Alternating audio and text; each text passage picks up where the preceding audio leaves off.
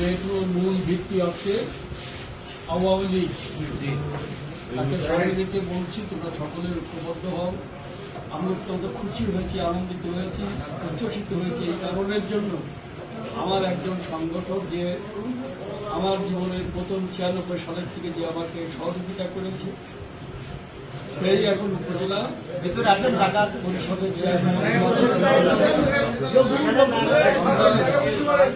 আমরা সকলে ঐক্যবদ্ধ হবো, এই শোনো, আমরা সকলে ঐক্যবদ্ধ হবো আমাদের সাথে, জনগণের সাথে, দেশবাসীর সাথে।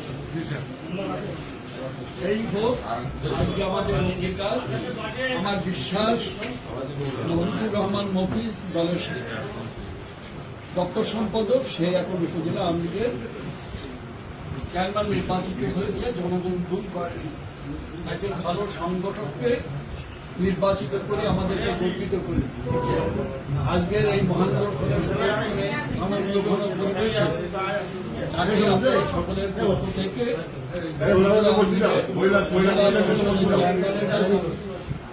চেয়ারে আপনাদের পক্ষ থেকে বসিয়ে দিচ্ছি। ধন্যবাদ।